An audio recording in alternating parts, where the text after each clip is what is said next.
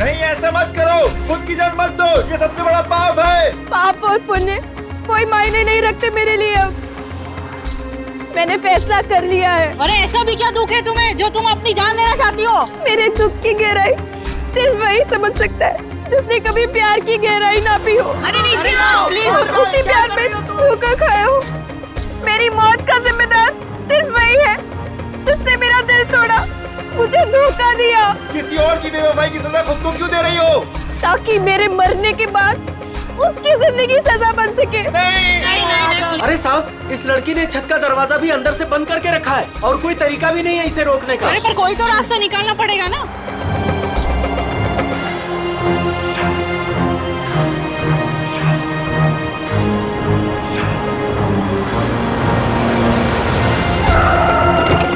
CID वाले आ गए, शायद ये कुछ करें। साहब मैंने ही आपको फोन किया था, वो रही लड़की। अभिजीत, इसे किसी भी हालत में बचाना होगा।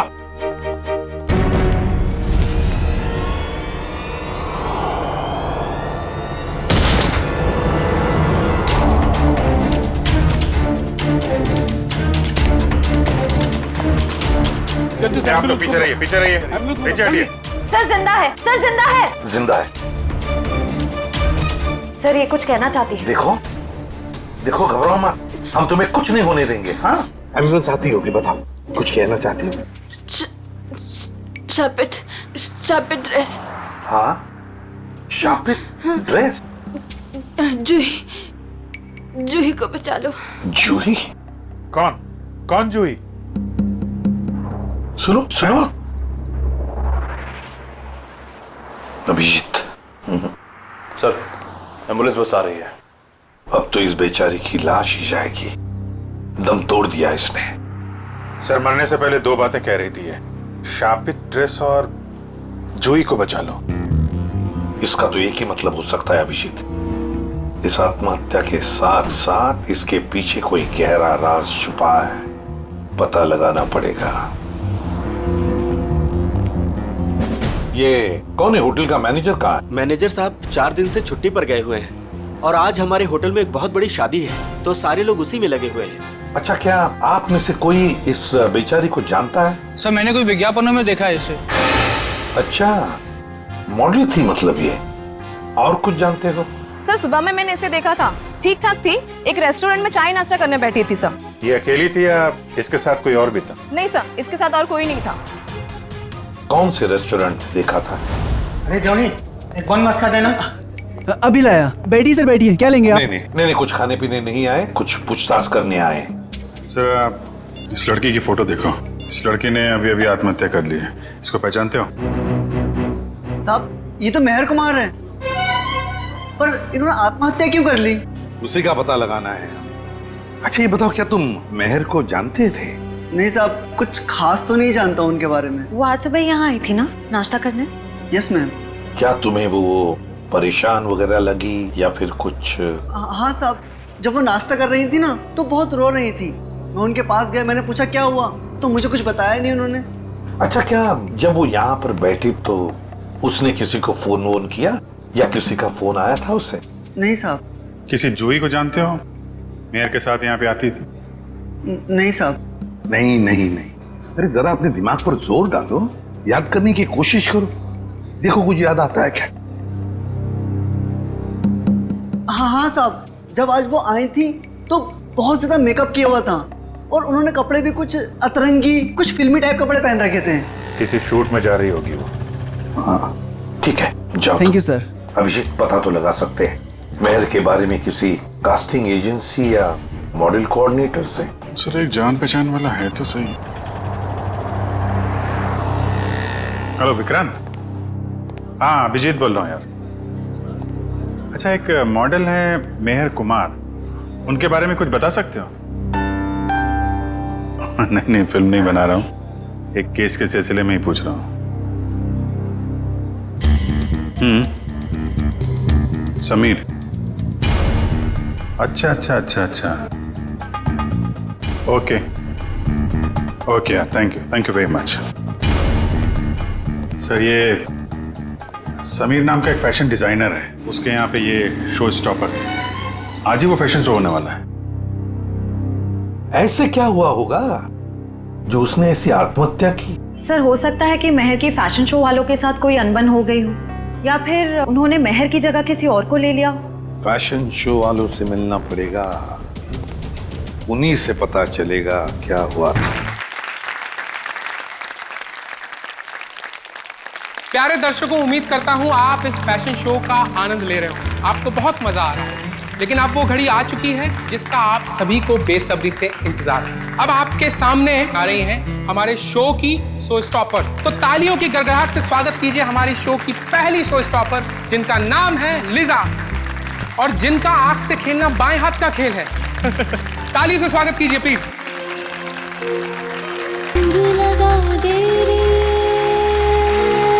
आग की चिंगारियों का जादू तो आप सभी लोगों ने देख ही लिया।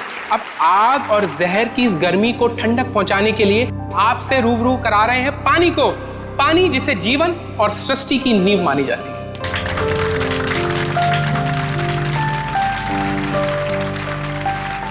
दोस्तों स्वागत कीजिए हमारी दूसरी शो स्टॉपर गायत्री का।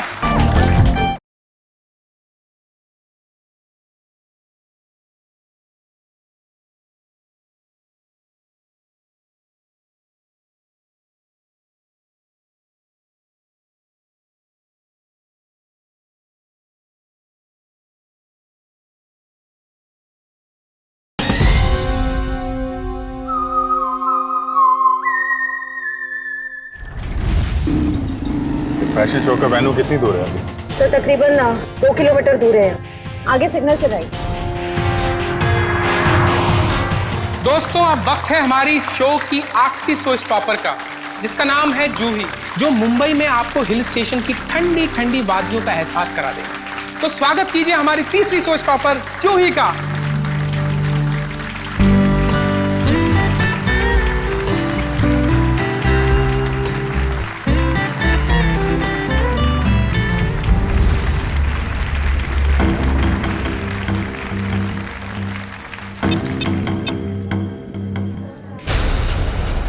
मैक, बॉक्स खोलो। पता नहीं क्यों नहीं खुल रहा सर, मैं पूरी कोशिश कर रहा हूँ सर।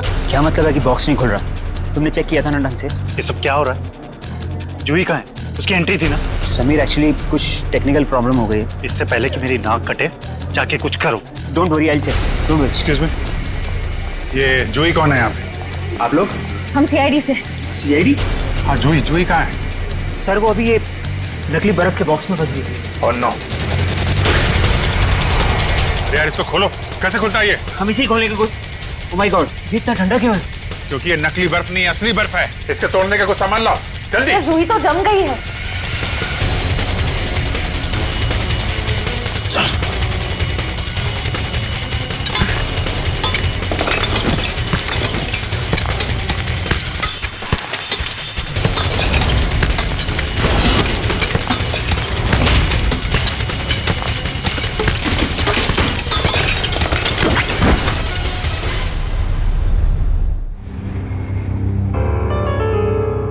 जूही, सर इसकी नब्ज नहीं चल रही, ये मर चुकी है। माय गॉड, मेरे फैशन शो में मौत। किसकी लापरवाही है? लापरवाही नहीं है, ये मर्डर है, मर्डर। खून हुआ है जूही का।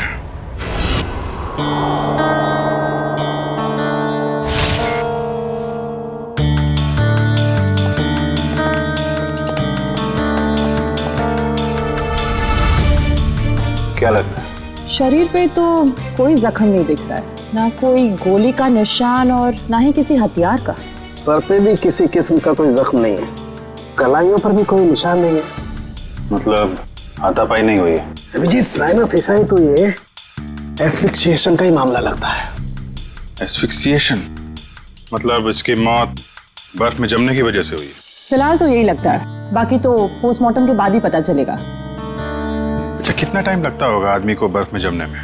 यार कम से कम 4-5 घंटे तो लगते हैं। 4-5 घंटे?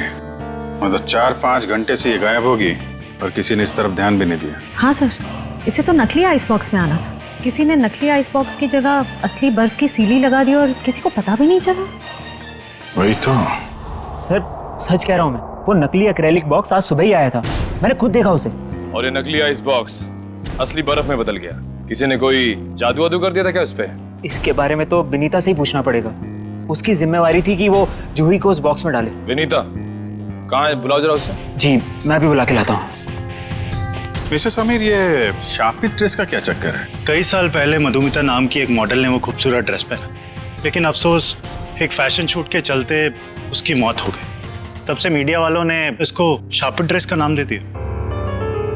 आपका शो मेहर करने वाली थी ना? Yes sir. फिर अचानक शो से हटने की वजह? मेहर हमारी शो स्टॉपर थी।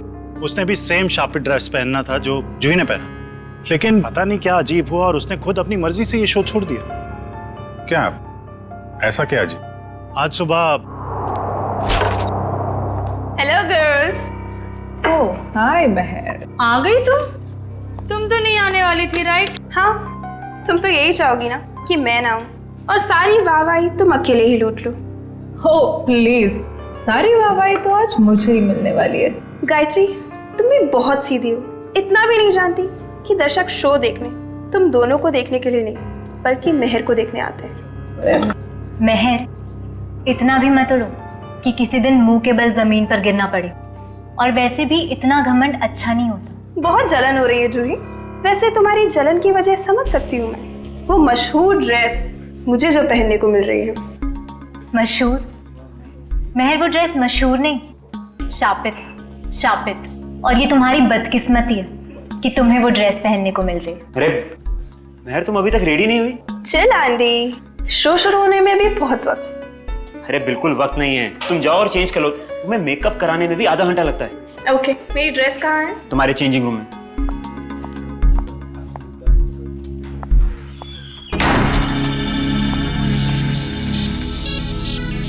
अरे ड्रेस तो यहाँ है ही नहीं। कहीं जूही ने चुरा तो नहीं ली?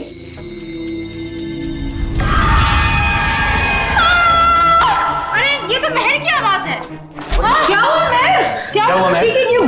मेरे चेंजिंग रूम में कोई अरे कोई फैन घुस आया होगा। कोई फैन नहीं, हाँ, एक औरत लटक रही है। औरत? मैं देखता हूँ।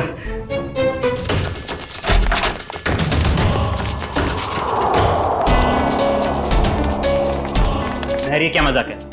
यहाँ तो कोई भी नहीं है। मैं सच कह रही हूँ आंटी, यहाँ एक औरत लटकी थी। यहाँ कोई औरत नहीं है मेहर, ये तुम्हारा ड्रेस है। पर सच में यहाँ एक औरत थी। अगर यहाँ कुछ देर पहले औरत थी तो इतनी जल्दी कहाँ गई? मेहर, ये सब तुम्हारे दिमाग का एक वहम है और कुछ नहीं। लगता है शापित ड्रेस ने तुम्हें इस कदर डरा दिया है कि तुम्हें हर जगह पे यही सब दिखने लगा है। तुम जानती हो लीसा, मैं इन सब अंधविश्वासों में नहीं मानती, पर सच में यहाँ एक औरत थी। यहाँ कोई औरत नहीं है मेहर, ये अपना ड्रामा करना ना बंद कर दो। तुम बस यही चाहती हो ना कि सारा अटेंशन तुम्हें मिल जाए और हर कोई तुम्हारे आगे पीछे घूमे। प्लीज अपना ड्रामा बंद कर दो। क्या कहा तूने? ड्रामा कर रही हूँ मैं, ड्रामा कर रही हूँ। हटो, क्या शोर लगा रखा है? समीर, वो क्या वो? मैंने सब सुना है।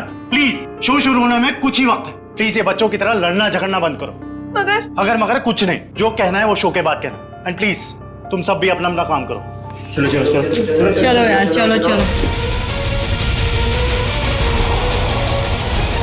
ये मेहर को कोई मानसिक बीमारी थी क्या? नहीं सर, ऐसा बिल्कुल नहीं था। मैं पिछले 5 सालों से उसके साथ काम कर रहा था। उसने पहले कभी ऐसा बर्ताव नहीं किया सर। अच्छा, फिर क्या हुआ? मेहर की जगह जूही ने कैसे ली? आज सुबह जब हम उसके मेकअप रूम में गए तो। सॉरी समीर, मैं ये ड्रेस नहीं पहन सकती। ड्रेस नहीं पहन सकती? क्या कह रही हो? ये ड्रेस वाकई में शापित हुई तो? कैसी बातें कर रही हो तुम? थोड़ी देर पहले तो तुमने कहा था कि तुम इन सब बातों में विश्वास नहीं रखती, तो अब क्या हुआ तुम्हें? अब तक नहीं मानती थी, पर अब लगने लगा है जरूरी नहीं ये सारी बातें दकियानुसी हो। इनमें कुछ तो सच्चाई हो सकती है। मेहर मेहर मेहर, शो की सारी तैयारियां हो चुकी। अपना नाटक बंद करो और जाके तैयार हो जाओ। तुम्हारे शो के चक्कर में मैं अपनी जिंदगी खतरे में नहीं डाल सकती। तुम भूल रही हो कि तुमने मेरे साथ कॉन्ट्रैक्ट साइन किया। मैं तुम पे केस कर सकता हूँ। और कितनी अच्छी एक्टिंग करोगे समीर। तुम यही चाहते हो ना मैं तुम्हारे शो से हट जाऊं, तो ऐसे ही बोल देते। ये शापित ड्रेस के जरिए मुझसे पीछा छुड़ाने का अच्छा रास्ता ढूंढा तुमने। ये क्या कह रही हो तुम? भला मैं क्यों तुम्हें अपने शो से बाहर करूंगा? सब समझती हूँ मैं। आजकल वैसे भी तुम मुझसे सीधे मुंह बात नहीं करते हो। खैर, अगर तुम चाहते हो मैं ये शो करूं, तो मुझे कोई दूसरी ड्रेस दे दो। शो की सारी तैयारियां हो चुकी हैं। आखिरी वक्त पे हम ड्रेस नहीं बदल सकते। या तो ड्रेस बदलेगी या फिर मॉडल। अब तुम सोच लो, तुम्हें मेहर चाहिए या फिर ये ड्रेस? तो ठीक है, ड्रेस नहीं बदलेगी, तुम सोच लो। ये तुम्हारा आखिरी फैसला है? मेरा हर फैसला आखिरी ही होता है। तो ठीक है, मुबारक हो तुम्हें ये सड़ी पुरानी शापित ड्रेस। ढूंढ लो कोई शो स्टॉपर। बेशक ढूंढ लूंगा। तुम ये भूल रही हो कि तुम्हें बनाने वाला मैं ही हूं। मैं किसी को भी शो स्टॉपर बना सकता हूं। जूही, तुम्हारे पास 5 मिनट है। इन 5 मिनटों में तुम मुझे वो ड्रेस पहन के तैयार दिखनी चाहिए।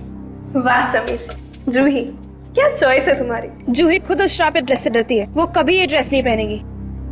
जूही, जो तुम्हें 5 मिनट दिए गए थे उसमें से 10 सेकंड गुजर चुके। तुम वो ड्रेस पहनोगी?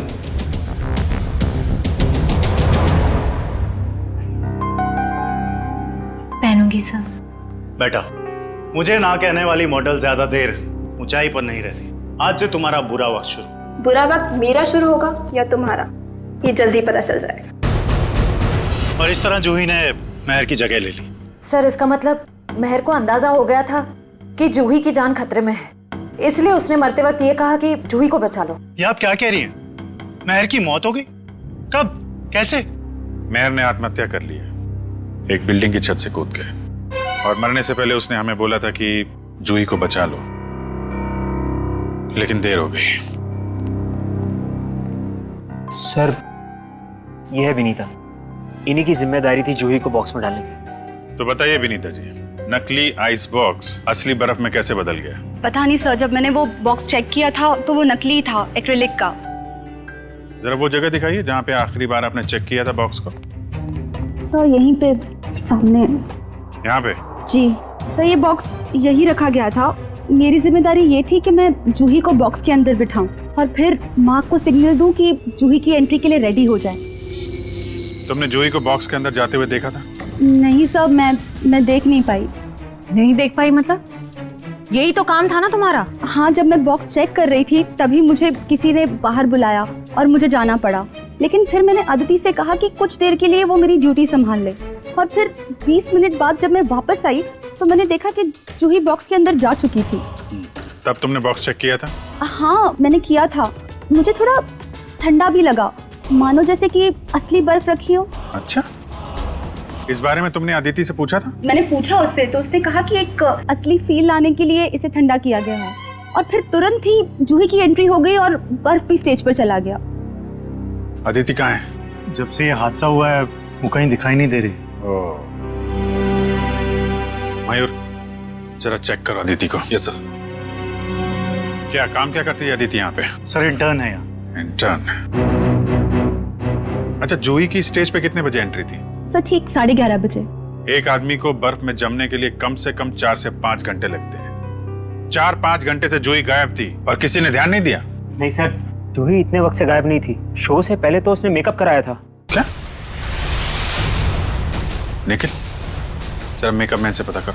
सर, जूही का मेकअप 10:30 बजे हुआ। उनके एंट्री के 1 घंटे पहले 11 बजे तक मेकअप खत्म करने के बाद वो यहाँ से चली गई थी सर। पक्की बात है?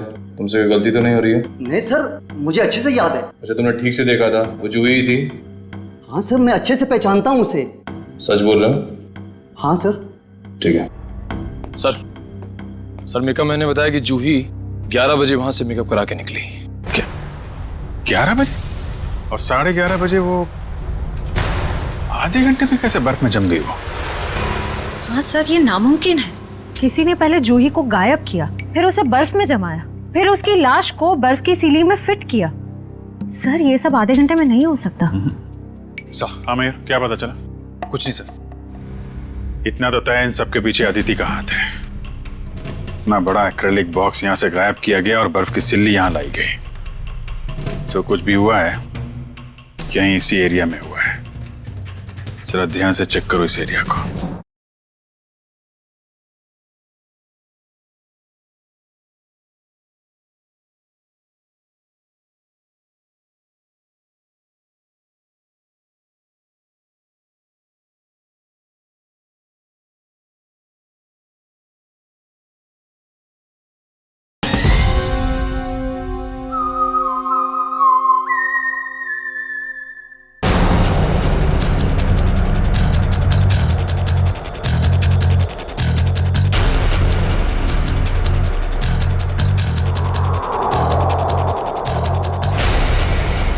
ये देखो यहाँ पे मिट्टी और पानी है, मतलब बर्फ यहाँ पे रखी गई थी। निशान इस तरफ से आ रहा है। ऐसा लगता है बर्फ इस तरफ से घसीट कर लाई गई है। देखते हैं कहाँ पे ले जाती है हिमें निशान। प्रॉप रूम, तो इस प्रॉपर्टी रूम से लाई गई है वो बर्फ। बर्फ यहाँ पे रखी हुई थी। कहीं अदिति यहीं तो नहीं छुपी हुई? हो सकता है।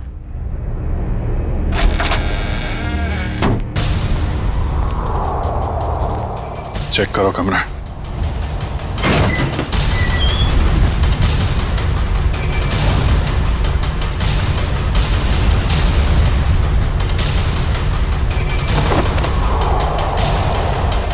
सर, सही है, देखिए।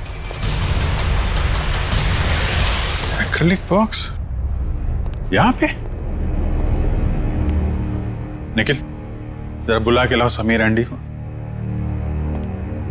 अच्छी प्लानिंग की इस अदिति ने। बर्फ की सिल्ली यहां से स्टेज पे ले गई और नकली बॉक्स यहां पे रख दिया। सर ये लो। ये है वो नकली बॉक्स? हाँ सर, यही है वो बॉक्स। कितने दिन पहले रखा है आपने अदिति को काम पे? लगभग 1 हफ्ते से।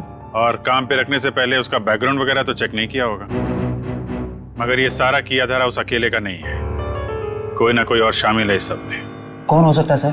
कोई भी हो सकता है, आप भी हो सकते हैं, या आप। लेकिन जो कोई भी है बहुत जल्द पकड़ा जाएगा। ये दरवाजा कहाँ पे खुलता है?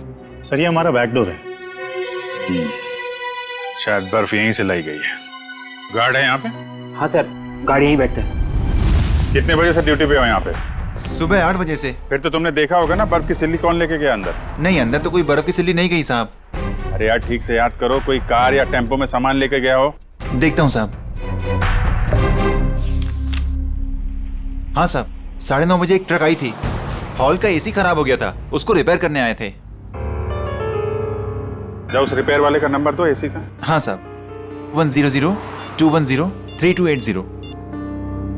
Hello hello, Gleam repair service. जी हाँ। आज सुबह आपने ट्रोली हॉल्स में किसी को एसी रिपेयर करने भेजा था?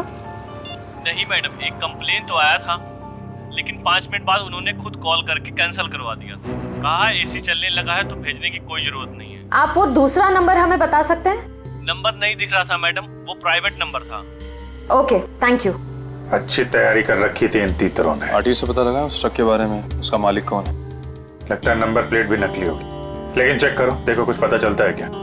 सर तो फिर हम उन लोगों तक पहुंचेंगे कैसे? उस बर्फ की सिल्ली से। वो बर्फ की सिल्ली 6.5 फीट लंबी और काफी चौड़ी थी। ऐसी सिल्ली तो हर जगह मिलती नहीं है। पता लगा इस इलाके में कितनी बर्फ की फैक्ट्रियां हैं। सर इस इलाके की आखिरी बर्फ की फैक्ट्री है। देखते हैं क्या पता चलता है। सर आप लोग बर्फ खरीदने आए? नहीं, क्या हुआ, तुम्हें ये चोट कैसे लगी? सर वो कल रात को। आप कौन हो? सीआईडी। अच्छा वो आप लोग आ गए। कल रात हमारी फैक्ट्री में ही चोरी हुई। चोरी? कैसी चोरी? आप सुनेंगी तो आपको यकीन नहीं होगा मैडम जी। अब तक तो चोर रुपया, पैसा, जेवर की चोरी करते थे, और नहीं तो मोबाइल, टीवी, रेडियो चुराते थे। परंतु अब तो हद हो गई है, वो हमारी दुकान से बर्फ चुरा कर ले गए। बर्फ की चोरी? मैंने रोकने की बहुत कोशिश की सर, उन पापियों ने मेरा शरीर फोड़ दिया। कुल मिला के कितने पापी थे, मतलब कितने लोग थे वो? सर 2 आदमी, 1 औरत। उनके चेहरे देखे थे तुमने? नहीं सर, उनका चेहरा ढका हुआ था। कितने बजे हुआ ये हादसा? यही कोई कल रात 11 बजे। कल रात 11 बजे? सर जूही का खून तो आज सुबह 11 बजे हुआ। अच्छा, जो बर्फ चुराई थी वो कितनी बड़ी थी? यही कोई 6.5 फीट। 6.5? इसका मतलब यहाँ से ले जाई गई होगी किसी ट्रक या टेम्पो में, और शायद कोल्ड स्टोरेज वाले टेम्पो में, जिसमें बर्फ की सीढ़ी लग के यहाँ से फैशन शो तक पहुँचाया जाए और बर्फ पिघले भी नहीं। निखिल, पता करो किसी कोल्ड स्टोरेज का ट्रक चोरी होने की रिपोर्ट लिखवाई गई है क्या, या ऐसा कोई ट्रक किराए पे लिया गया हो? सर। हाँ निखिल, उस आइस ट्रक के बारे में क्या पता चला? सर कोल्ड स्टोरेज की सभी कंपनी से मैंने पता किया, लेकिन उस ट्रक के बारे में कुछ पता नहीं चला। एक काम करो निखिल, आइस फैक्ट्रीज के आसपास जितने भी लोग रहते हैं, दुकानें हैं, सब में जाके पूछताछ करो, देखो शायद किसी ने कुछ देखा हो। सर ये केस तो दलदल की तरह धंसता जा रहा है। पहले मेहर ने खुदकुशी की और जूही का नाम ले लिया, फिर जूही का भी खून हो गया, और वो भी इतनी अजीब तरीके से। बर्फ की सिल्ली के अंदर जमा दिया उसको। वही तो समझ में नहीं आ रहा है अभिजीत, बर्फ की सिल्ली में ही क्यों? अगर उसे मारना ही था तो उसके पास और भी तरीके थे उसे मारने के लिए, लेकिन बर्फ के सिल्ली में ही क्यों? खूनी ने बहुत जोखिम उठाया है सर। ट्रक किराए पर ली, बर्फ की सिल्ली को किसी तरीके से फैशन शो में पहुंचाया है, और जोई की लाश को नकली बर्फ की सिल्ली की जगह असली बर्फ की सिल्ली में डाल के स्टेज में भेज दिया। और फिर कौन हो सकता है इतनी सोच समझ के करने वाला खूनी? फिर जूही को ही क्यों मारा उसने? अभिजीत, कोई ना कोई वजह तो जरूर है, इसके पीछे कोई ना कोई तो राज है। सर, हाँ? सर मैंने जूही का बैकग्राउंड अच्छे से चेक किया। एक बहुत ही खास बात सामने आई है। क्या? समीर के फैशन शो में एक मॉडल होने के साथ साथ जूही समीर की गर्लफ्रेंड भी थी। ओह। सर, समीर और जूही एक दूसरे से बहुत प्यार करते थे। इनफैक्ट समीर जूही को शादी के लिए प्रपोज भी करने वाला था। बड़ी अजीब बात है, और समीर ने इस बात की भनक तक नहीं आने दी हमको। सर, कहीं सारी साजिश में समीर तो नहीं शामिल है? इस समीर का बैकग्राउंड चेक करो।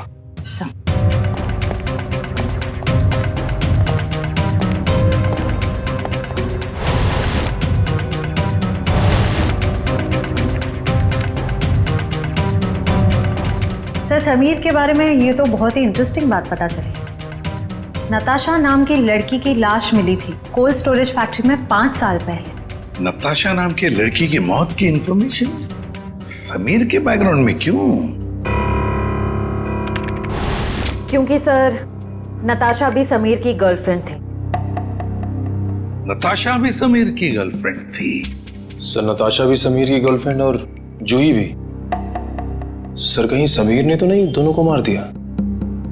पुलिस को यही शक था, पर अदालत में कुछ साबित नहीं हो पाया। नताशा का देखो बैकग्राउंड जरा, देखो कुछ डिटेल्स है क्या?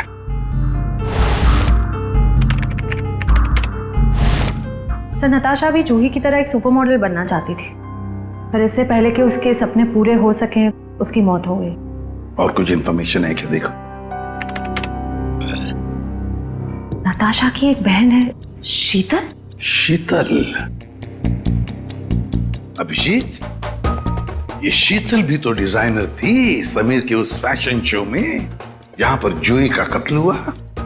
Yes sir. शीतल। सर, पिछले आधे घंटे से मुझे यहाँ अकेले क्यों बिठा के रखा है और बाकी लोग कहाँ हैं? शीतल, हमें आपसे कुछ इन्फॉर्मेशन चाहिए जूही के खून के बारे में। सर, मैं इन्हें बता चुकी हूँ कि मैं उस बारे में कुछ भी नहीं जानती। अच्छा, आपने समीर की कंपनी कब ज्वाइन की? यही कुछ 2 महीने पहले। शीतल, आप खुद एक डिजाइनर है, समीर के साथ एज एन असिस्टेंट काम करने का क्यों सोचा आपने? ये कैसा सवाल है? यहाँ मुझे बड़े बड़े डिजाइनर के साथ काम करने का मौका मिला है, मेरी सैलरी भी अच्छी है और मेरे काम की तारीफ भी होती है, और कोई भी लड़की समीर के साथ क्यों नहीं काम करेगी? लेकिन हर किसी डिजाइनर की बहन का नाम नताशा नहीं होता। वही नताशा जो समीर की गर्लफ्रेंड थी और जिसका खून हो गया। आप कहना क्या चाहते हैं? आपने समीर के साथ काम करने का इसलिए सोचा क्योंकि आपको उस पर शक था।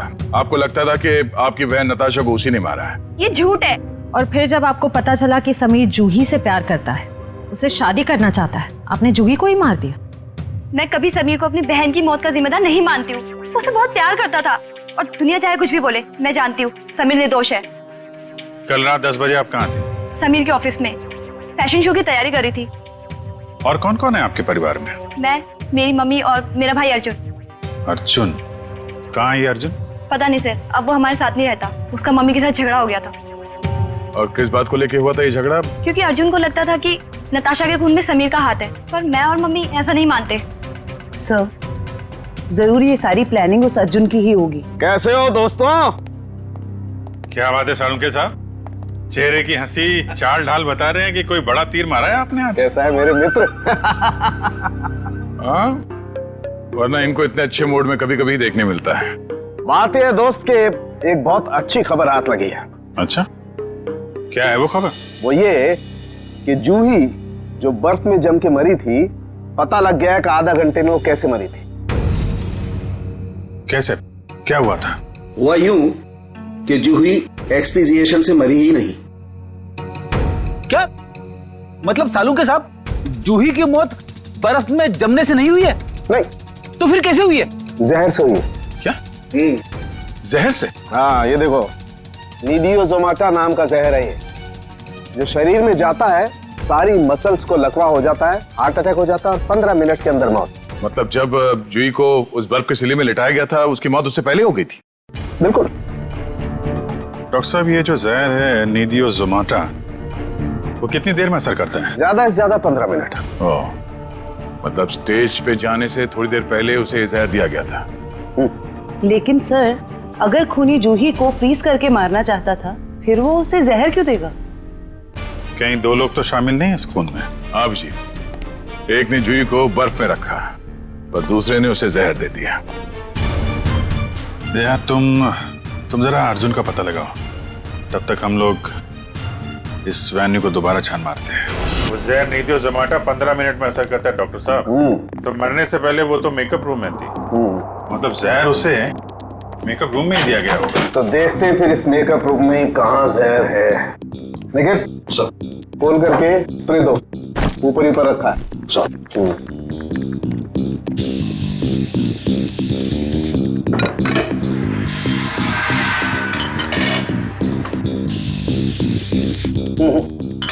खाने पीने की चीज में तो किसी में भी जहर नहीं है। सर तो फिर मेकअप के सामान में? हाँ, हो सकता है, बिल्कुल, यू राइट।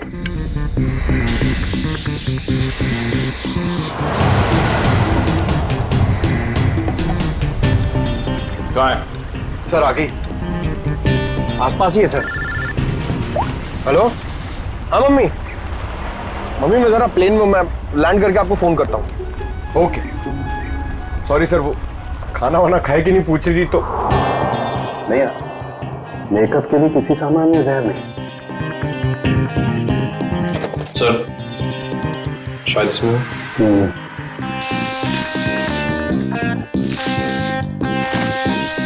नहीं, डस्टबिन में भी नहीं है। जरा उस मेकअप मैन को बुला के ला। अर्जुन का मोबाइल आ गई है सर। कितनी दूर है? 30 मीटर दूर सर। 30 मीटर? Hello, ready sir? अरे नहीं नहीं, आप घर पे आराम करो। हाँ, मैं अकेले पकड़ लूंगा उसको। हाँ, सॉरी सर, वो रेडी सर भी ना। जूही का मेकअप तुमने किया था ना? जी सर। कितना टाइम लगा था उसके मेकअप में? ये कोई 1.5 घंटा सर। और इस दौरान इस कमरे में कोई जूही से मिलने आया था क्या? नहीं सर, कोई नहीं आया। अच्छा, क्या क्या लगाया था तुमने जूही के मेकअप में? सर, लाइनर, काजल और ये सब चीजें सर जो आपके सामने पड़ी है, सारी चीजें इस्तेमाल होती हैं सर। मेकअप के सामान में जहर नहीं है। कुछ और भी लगाया था इसके अलावा? हाँ, ये सर बॉडी पेंट सर। ये बॉडी पेंट तो यहाँ क्यों नहीं है, तुम्हारे पास क्यों है? सर, ये जूही का पर्सनल है, इसलिए शो पे रखना पड़ता है। ओके, ठीक है, जा। डॉक्टर साहब, अब ये आखिरी बॉल बची है, देखिए विकेट मिलता है कि नहीं। इस आखिरी बॉल को भी टेस्ट कर ही लेते हैं।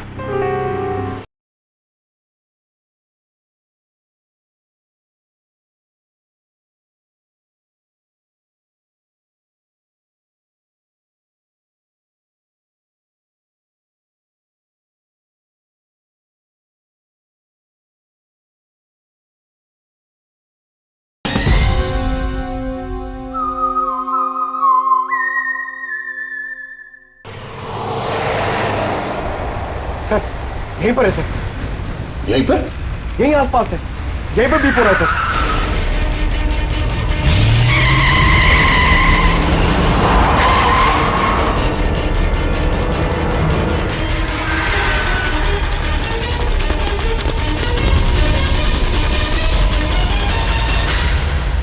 तुम्हारी आखिरी बॉल ने कमाल कर दिया, ये देखो। सर, विकेट तो मिल गया, जहर इस पेंट में है। ये तो जूही का पर्सनल पेंट है, फिर इसमें जहर किसने मिलाया होगा? और उस खूनी तक हम पहुंचेंगे कैसे? उस खूनी तक उसका वही हथियार पहुंचाएगा जिसका इस्तेमाल उसने जूही की जान लेने के लिए किया है, ये पेंट।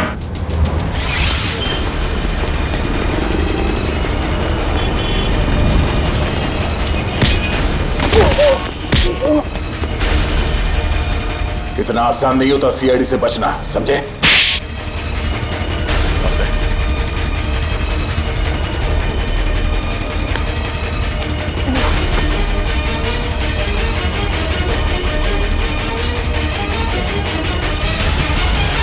बोल। जिस पर नताशा की अर्थी उठी, उसी दिन मैंने ये तय कर लिया, चाहे कुछ भी हो, लेकिन एक न एक दिन मैं उसकी मौत का बदला जरूर लूंगा।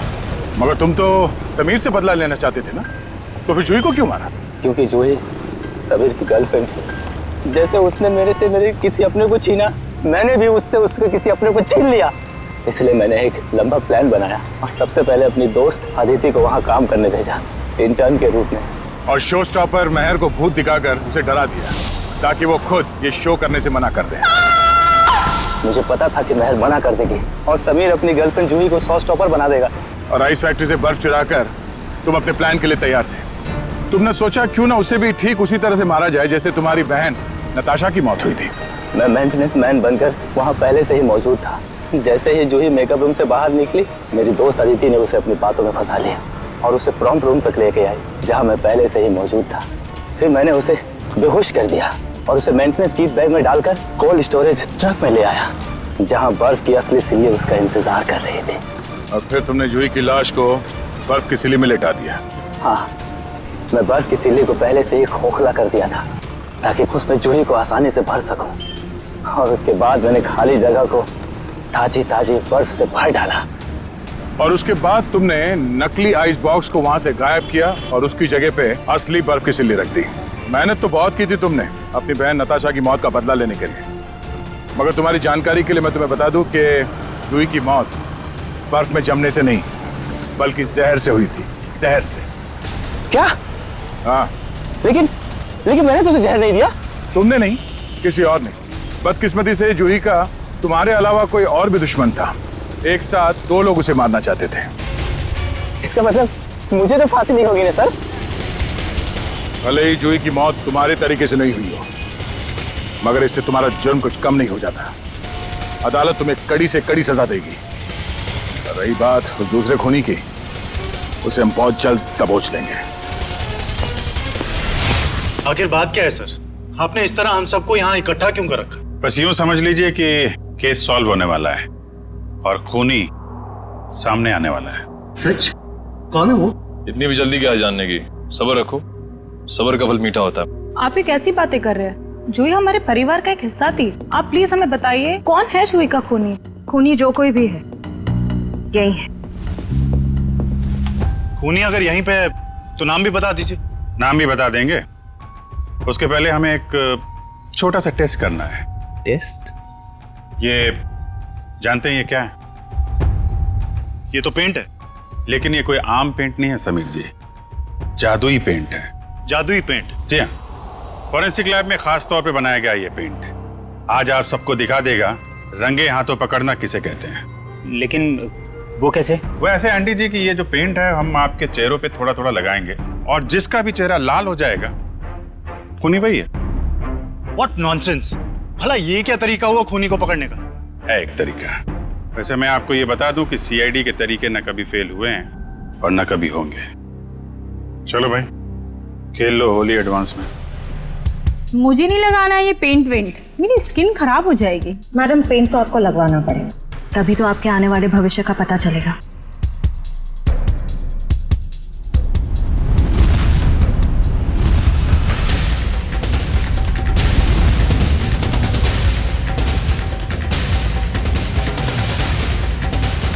सर मैं जरा बाथरूम होकर आता हूँ।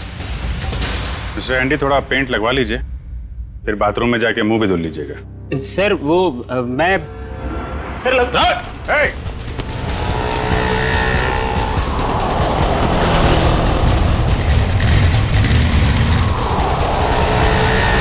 एक काम करो, इसको चारों तरफ से घेरो।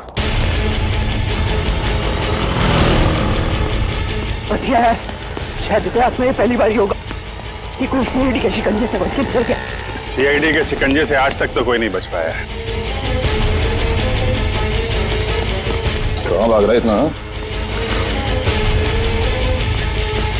पेंट लगवा के तो चेहरा लाल करवाया नहीं तुमने। चलो ऐसे ही कर देते हैं।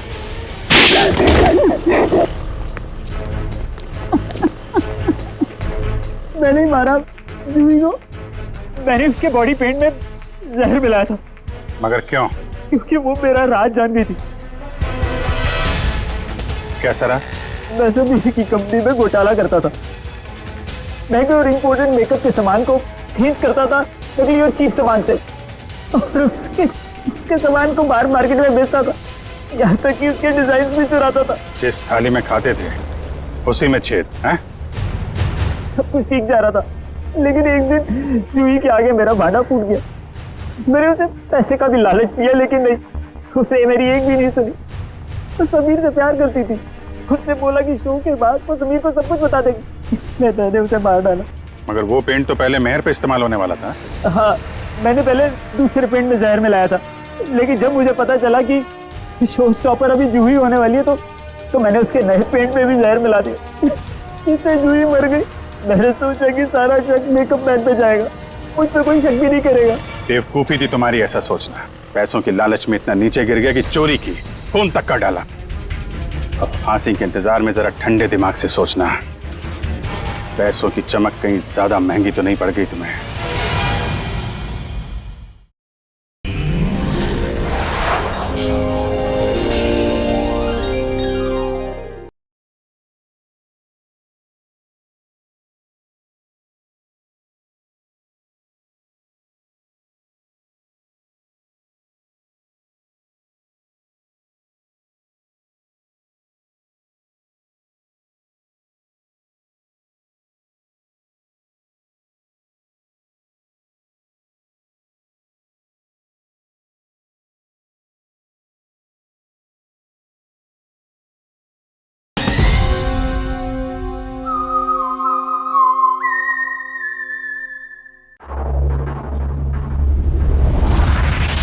यार, इसको बचाओ कोई।